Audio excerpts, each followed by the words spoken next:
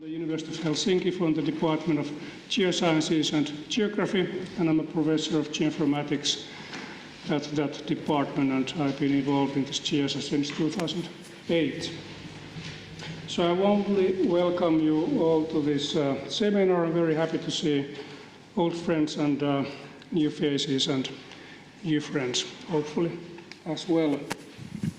We have a program made for the morning session. We call it background session, and then there's an afternoon session which we call results session. And then in the morning we have our rector, Jukka Kola, coming also to tell his welcoming words, and also greetings from the ministry are coming around 11 o'clock. In my welcoming presentation, I will show some background from the GEOSA project. And after that, there will be presentations from the communities and from the GEOSA participants. Then during the coffee break, we have a possibility, since it's a half an hour coffee break, we will put one film, 40 minutes film, to go on the wall. So then you can think if you want to have coffee or if you want to see the film about studies in Kenya in Taita Hills, and also linked to GEOSA project and wider project.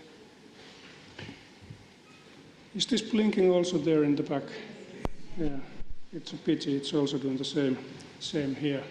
Hopefully it will go away. So welcome all to this seminar, and I wish you very, very good day, and I'm very happy that you came over to listen what we are doing.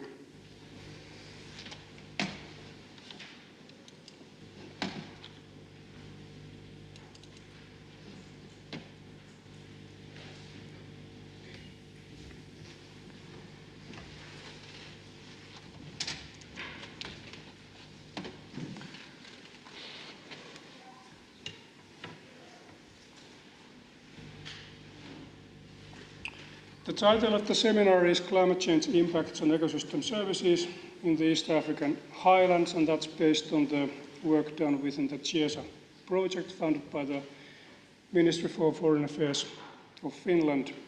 And down here you see the logos of the sponsors, the Ministry, University of Helsinki, ECP, Taita Research Station, and then the GEOSA logo as well in the middle. But what are ecosystem services, and what's climate change, and what's land cover change? I have a few slides about that first. Well, this is part of the program still, and I go to those slides. So some of you may wonder what is ecosystem service. It's a title which is used very, very much nowadays for almost everything. It's described to be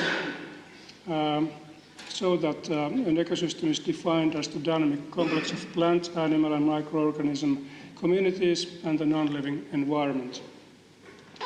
So the ecosystem services are benefits that people accrue from the ecosystems, and they are categorized in 4 categories: regulating services, provision services, supporting services, cultural services.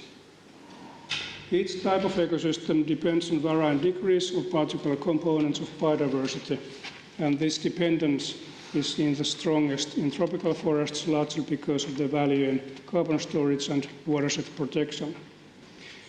The vulnerability of biodiversity to climate change will clearly influence the ecosystem services, particularly water supply, food production, habitats and refugia, natural pest control, and pollination, which are the focus of GEOSA.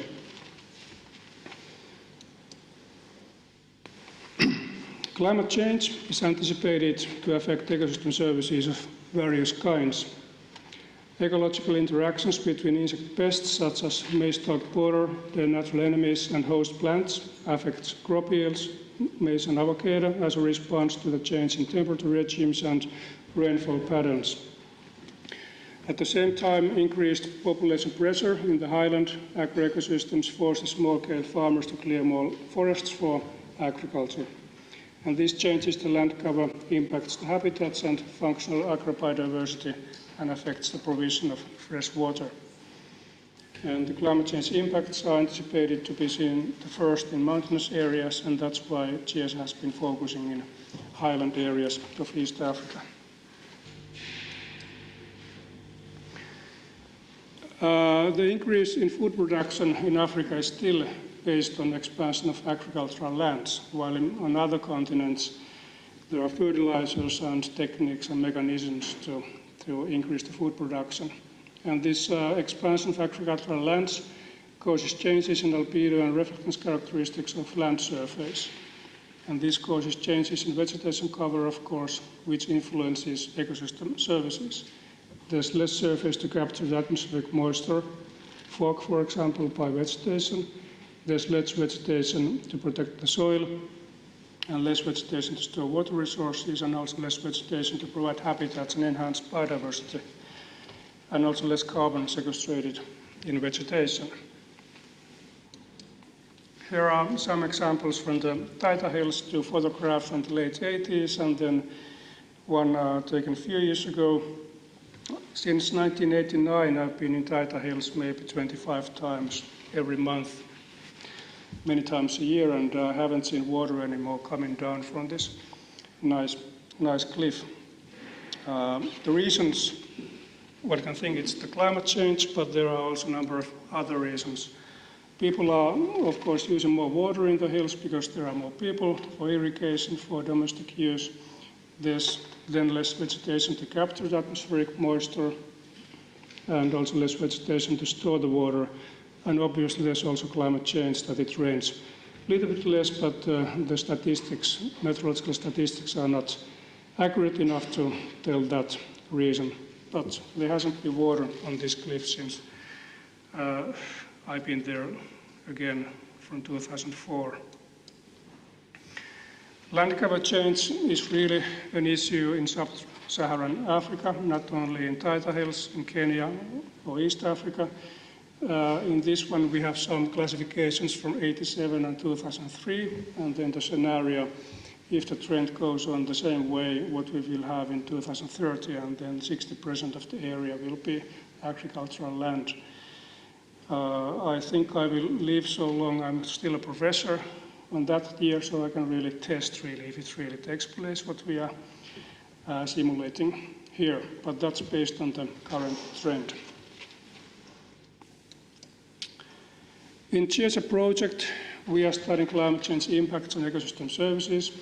It's funded by the Ministry of Foreign Affairs of Finland, and it's a so-called regional project which aims to enhance research and development cooperation among African research organizations and countries. The plan is started by ICIPE, which is International Center of Insect Physiology and Ecology, with East African research organizations and University of Helsinki in 2008. It started 2011 with partners from Kenya, Tanzania, Ethiopia, Finland, and Britain. And the partners are ICIPE from Nairobi, University of Dar es Salaam, University of Helsinki, Sokoine University of Agriculture from Tanzania, and University of York from Britain. There are also a number of stakeholders. Some of those are mentioned on this slide, and it's also linked to another regional project called BioDef, also funded by the Finnish ministry. We have 3 study sites, and the requirements to choose the study sites were that it should be a mountainous area in East Africa. They should locate in different countries. There should be existing research activity by the partners, at least a little, and some existing geospatial data sets would be also handy, and community support, logistics would be okay, and continuation also after the GIESA. And we chose Direso Valley in Ethiopia, Mount Kilimanjaro and Pangani River Basin in Tanzania, and Taita Hills in Kenya. The Didesa catchment area in Ethiopia is well known as an important forest coffee growing area, and there are also native forests left for conservation purposes. And there's also Jimma University, which is partnering us in agricultural studies.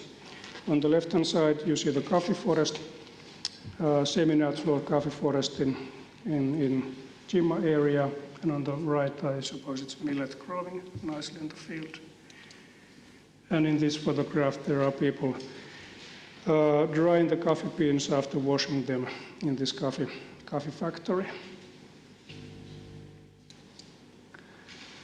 Mount Kilimanjaro and Pangani River catchment in Tanzania, it's a very important agricultural area, and there's an importance of the water sources from Mount Kilimanjaro for the lowlands, for proof and for food production, and there are also a number of local research organizations which were interested to take part. In this photograph you see the maize field on the front, and behind you see the top of Mount Kilimanjaro providing water for the lowlands. In the higher zones, the agriculture is a bit more different. It's a Saka kind of agriculture. There are bananas growing on the slopes. This photo is taken around 2,000 meters over the sea level.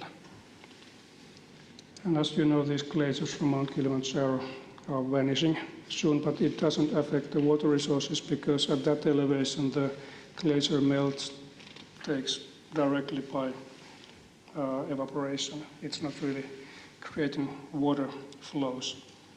It does not affect the water resources if the glaciers are melting. And the agriculture is very heterogeneous on the slopes of Kilimanjaro, coffee, banana, cassava, and so on. The Taita Hills, located in southeastern Kenya, is a long-time study area of ISIPE and University of Helsinki.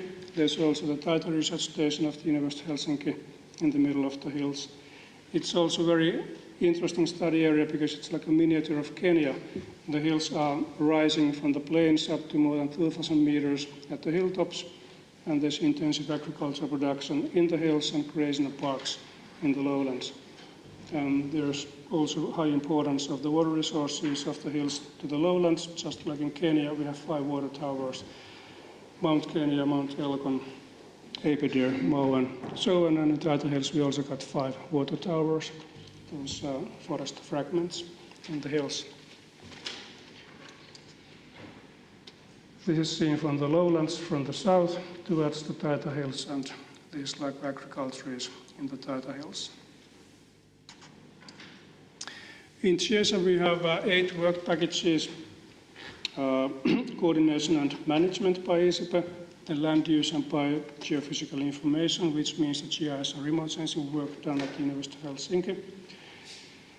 Then evaluation of ecosystem services by Sokoine University of Agriculture. The 4th is assessment of impacts on biodiversity and habitats by University of York. The 5th is assessment of ecosystem pest management and pollination. 6th is assessment of impacts on water provision, led by University of Dar es Salaam. Number 7 is elaboration of adaptation strategies, and number 8 is dissemination of the main results and their application by ISIPE. In the following presentations, there will be stories about these work packages. I don't go into detail on those. We are aiming to assess the climate change impacts on ecosystem services, like the title says. We are very much focusing on pollinators and pests of certain agricultural crops because that's the main research field of the coordinator, but also on water resources and biodiversity. We are building the capacity of African research organizations in environmental studies, and especially in geographic information systems and remote sensing, here in Helsinki especially. And we are also constructing research cooperation among research organizations within the country and between the countries within CIESA. Training MSc and PhD students among the stakeholders, developing adaptation strategies, and our primary aim is to enhance the food security, doing small part for that. CIESA in numbers, we are quite numerous in the end. We have 5 main partners, 22 stakeholder organizations, about 18 PhD students and 20 master students among the partners and stakeholders. Out of those scholars, 25% are females and 75% are male. We have organized 20 training activities in the partnering countries, having more than 300 people taking part in those training activities. My team has organized 7 GIS and remote sensing training activities, each lasting about 5 days. About 450 people have been involved, the researchers, teachers, and people taking part in the training. And then the number of people who have heard about GISA taking part in some demonstrations is very high. 4,000 smallholder farmers, more than 2,000 school children, 55 teachers, reaching awareness rising campaign. In Taita Hills, almost 1,000 community members and more than 100 secondary school pupils were reached, and then students are trained for water quality monitoring, and even 269 school pupils were taking part in the mountain art competition, and those results, those pictures are shown there in the entrance room. So during the coffee break, I hope that you check those nice pictures drawn. So that's a GISA project in a nutshell, but then I show some examples about the remote sensing work we've done in the Taita Hills in southeastern Kenya. So with the funding from the GISA and PIDOF projects, we've been able to acquire very unique data sets, hyperspectral data over the land surface, and also laser scanning data, which are used for biomass and carbon monitoring and also forest species classification. So here at the top we have a strip of ISA hyperspectral image showing different forest types and rocks and croplands, and below we have the laser scanning image showing the surface model of the surface. So we can see the tree canopies, this pine forest here, and the different structure of the canopy of the rainforest part, which we can also see in this color image. Then these rocks and croplands. That's the first pulse echo coming back from the surface with the laser sensor. The last pulse comes from the surface of the land. So in the forest, now we get the signal from the bedrock, from the soil, and we can make then elevation models. From the agricultural lands, we still get the signal from the same surface as in the surface model. But in the forest, some of those laser signals goes to the ground and then pumps back to the sensor.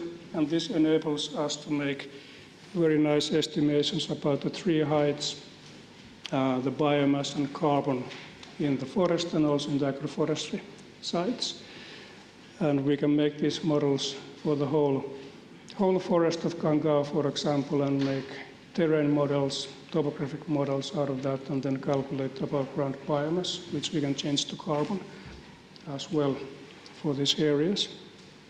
And then if we overlay this data, this optical data, on the elevation models, we can make nice visualizations for many planning purposes. And in Taita Hills, we are cooperating with the local county administration, they have very high interest for the data we've been working on for the last 10 years with the projects funded by the Academy of Finland and also funded by the Finnish Foreign Ministry. Another model where the digital camera imagery is overlaid over the elevation model made from the laser scanner data. These are just the hints what is coming for the next of the day. I'm very happy that you took part in the seminar. This is just a start. We will have a very, very interesting day coming. And more information, if you're not satisfied what you will hear today, you can go to the GISA web pages at ISIPE. Also at Taita Research Station pages, there is more about GISA and other work done in Taita Hills. And each presentation will be filmed and is linked at Taita Research Station homepages, and the filmmaker is there in the behind. And we have asked all the speakers for the permission to have the talk coming online in the internet later on. So personally, this is a very big day for me. I'm very happy that we organized this occasion. I'm very happy that you all came here. you.